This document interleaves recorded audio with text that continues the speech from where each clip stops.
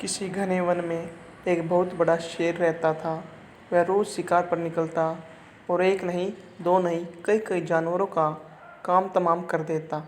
जंगल के जानवर डरने लगे कि अगर शेर इसी तरह शिकार करता रहा तो एक दिन ऐसा आएगा कि जंगल में कोई भी जानवर नहीं बचेगा।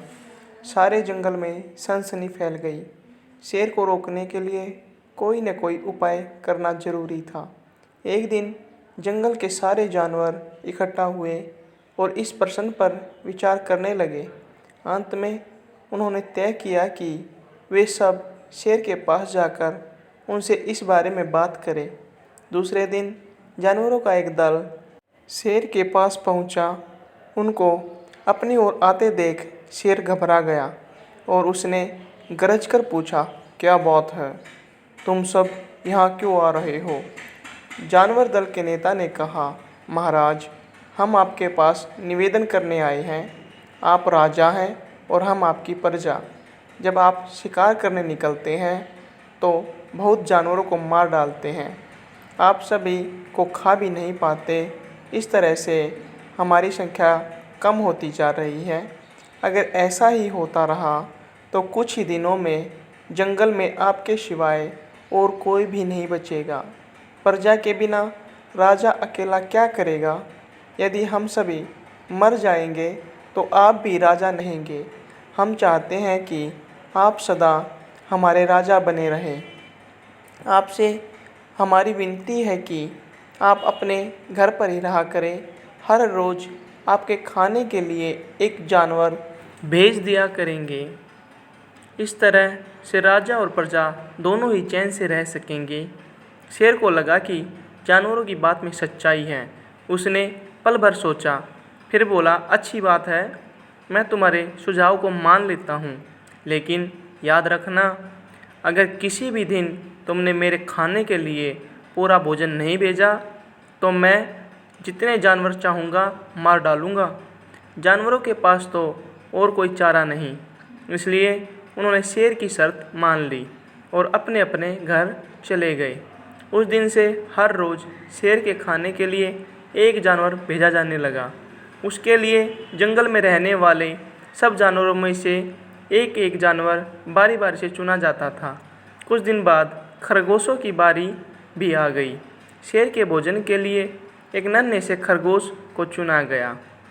वह खरगोश जितना छोटा था उतना ही चतुर भी था।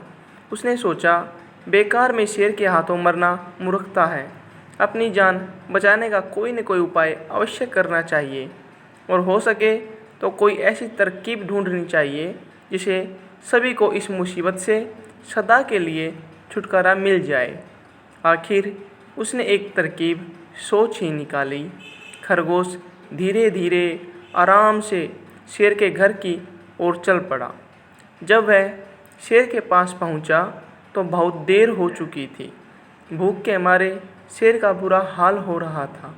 जब उसने सिर्फ एक छोटे से खरगोश को अपनी ओर आते देखा तो गुस्से से बौखला उठा और गरज कर बोला, किसने तुम्हें भेजा है? एक तो पिद्दी जैसे हो, दूसरे ही इतनी देर से आ रहे हो। जिन बेवकूफ़ों ने तुझे भेजा है मैं उन सब को ठीक करूँगा। एक एक का काम तमाम न किया तो मेरा नाम भी शेर नहीं। नन्हे खरगोश ने आदर से ज़मीन तक झुककर बोला, महाराज, अगर आप कृपया करके मेरी बात सुन ले तो मुझे और अन्य जानवरों को दोष नहीं देंगे।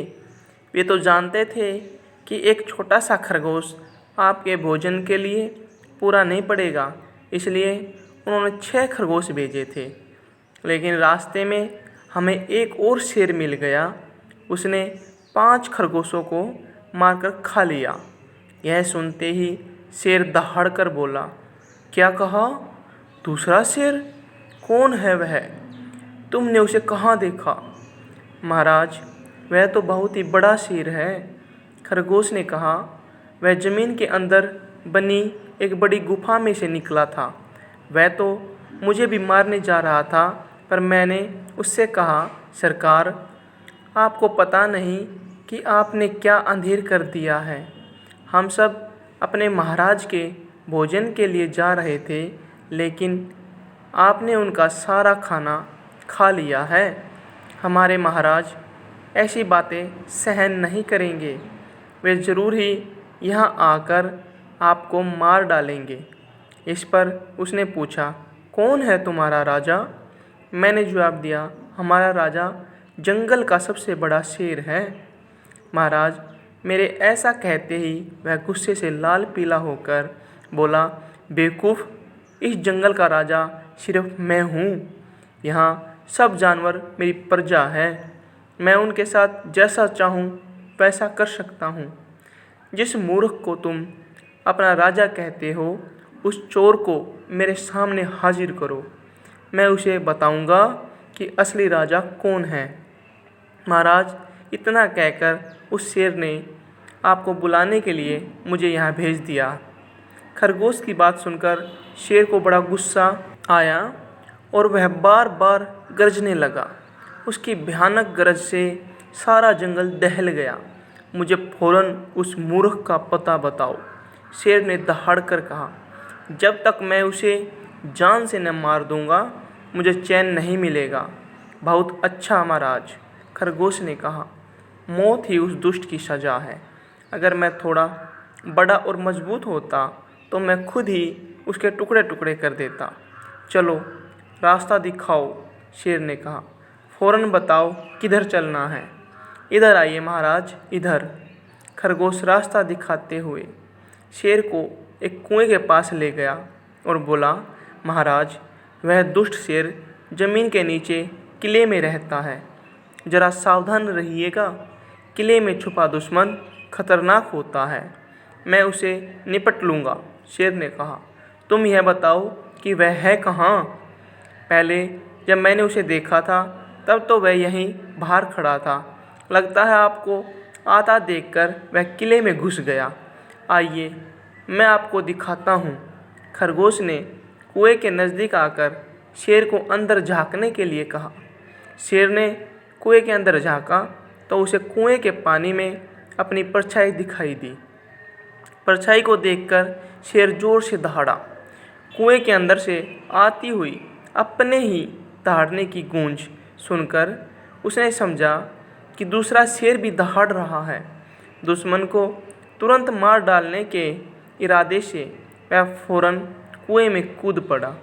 कूदते ही पहले तो वह कुएं की दीवार से टकराया, फिर धड़ाम से पानी में गिरा और डूबकर मर गया। इस तरह चतुराई द्वारा शेर से छुट्टी पाकर नन्हा खरगोश घर लौटा। उसने जंगल के जानवरों को शेर के मारे जाने की कहानी सुनाई। दुश्मन के मारे जाने की खबर से सारे जंगल में खुशी फैल गई। जंगल के सभी जानवर खरगोश की जय जयकार करने लगे। घोर संकट की परिस्थितियों में भी हमें सूझबूझ और चतुराई से काम लेना चाहिए और आखिरी दम तक प्रयास करना चाहिए। सूझबूझ और चतुराई से काम लेकर हम भयंकर संकट से उभर सकते हैं और बड़े से बड़े शक्तिशाली शत्रु को भी पराजित कर सकते हैं।